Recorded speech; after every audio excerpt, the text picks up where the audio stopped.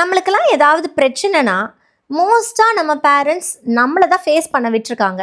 For example, நான் இந்த home work முடிக்கல, இந்த ப்ராஜெக்ட் நான் பண்ணலை, இந்த கிளாஸ் ஒர்க் நான் இன்னும் எழுதி முடிக்கல, எனக்காக வந்து என் டீச்சர்கிட்ட நீங்கள் சொல்லுங்கள், அவங்க என்னை அடிப்பாங்க திட்டுவாங்கன்னு சொன்னால், யார் ஒன்று முடிக்க வேணான்னு சொன்னால், நீ தானே முடிக்கலை, நீயே போய் ஃபேஸ் பண்ணு, நீ அவங்க கேட்குற கேள்விக்கு பதில் சொல்லுன்னு சொல்லி நம்மளை தான் அனுப்பிச்சி விடுவாங்க. நிறைய பிரச்சனைகள் நம்ம சால்வ் பண்ணி பயந்து நடுங்கி எப்படி இதை சரி பண்ண போகிறோன்னு தெரியலன்னு யோசிச்சு எப்படியோ அந்த பிரச்சனையை நம்ம சால்வ் பண்ணி நம்ம வெளியில் வந்து அப்பாடா தப்பிச்சோம் அப்படிங்கிற ஒரு எக்ஸ்பீரியன்ஸ் எல்லாம் கிடைச்சிருக்கு. இன்னைக்கு பேரண்டிங் எப்படி நடக்குதுன்னா, ஒரு குழந்தைய ஒரு சின்ன பிரச்சனை கூட ஃபேஸ் பண்ணுறதுக்கு விடுறதே கிடையாது. அதுக்கு ரிசர்ச்சர்ஸ் என்ன சொல்கிறாங்கன்னா, ஸ்னோ ப்ளவ் பேரண்டிங்னு சொல்கிறாங்க. அதாவது இப்போ ஒரு வண்டியில் நம்ம போயிட்டுருக்கோன்னா, முன்னாடி ஒரு வெஹிக்கிள் எல்லா அந்த ஸ்னோவையும் நகர்த்தி விட்டுக்கிட்டு போய்கிட்டே இருக்கும், அந்த வழியை சரி பண்ணி கொடுத்துக்கிட்டே போயிட்டுருக்கும். அந்த மாதிரி தான் இன்றைக்கி நிறைய பேரண்ட்ஸ் எந்த ஒரு பிரச்சனையும் என் குழந்தை ஃபேஸ் பண்ணிடக்கூடாது, யார்கிட்டையும் பதில் சொல்ல தெரியாமல் நின்றுடக்கூடாது. ஒரு தாத்தா கிட்டேயோ ஒரு பாட்டியோ ஏதாச்சும் ஒரு கேள்வி கேட்டால், இல்லை அவள் அதை மீன் பண்ணல, இதை தான் சொல்ல வந்தா, நீங்கள் தவறாக புரிஞ்சுக்கிட்டீங்க, அந்த மாதிரி ஒரு சின்ன பிரச்சனைனாலும் அந்த குழந்தைக்கு முன்னாடி போய் எல்லா பிரச்சனையும் சரி பண்ணிவிட்டு அந்த பாதையில் எந்த ஒரு ப்ராப்ளமும் இல்லாமல் நீட்டாக சந்தோஷமாக அந்த குழந்தை நடந்து வரணும். இது வந்து எக்ஸ்ட்ரீம் லவ்வோட ஒரு வெளிப்பாடு தான்.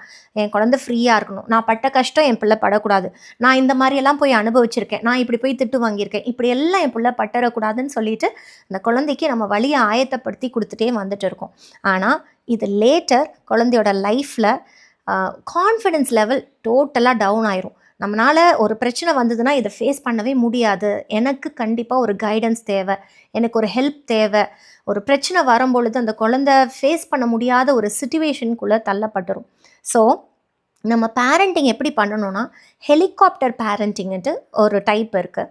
அதாவது ஜஸ்ட் ஓவர் வியூ பண்ணணும். ஒரு ப்ராப்ளம் வருதுன்னா அந்த குழந்தைக்கு ஒரு 5 to 6 minutes டைம் கொடுத்து குழந்தையவே ஒரு சொல்யூஷன் கண்டுபிடிக்க நம்ம விடணும். அவங்களே திங்க் பண்ணணும், எப்படி இதுக்கு சொல்யூஷன் கண்டுபிடிக்கலாம், கொஞ்சம் கஷ்டப்படட்டும், nothing is going to happen, கொஞ்சம் நேரம் ஸ்பெண்ட் பண்ணி இது எப்படி சால்வ் பண்ணலாம், இப்படி பண்ணலாமா அப்படி பண்ணலாமான்னு அந்த குழந்தை கொஞ்சம் திங்க் பண்ணி நம்ம மேலே, அதுக்காக டோட்டலாக நிக்லெக்ட் பண்ணிவிட்டு நான் போக சொல்லலை. வி ஹாவ் டு ஓவர் வியூ, எப்படி அவங்க ஃபேஸ் பண்ணுறாங்க, இதில் எப்படி இருக்குது, நம்ம சின்ன சின்ன கைடன்ஸ் கொடுத்து சப்போர்ட் கொடுத்து அவங்கள ஒரு சொல்யூஷன் கண்டுபிடிக்க நம்ம உதவி செய்யணும்.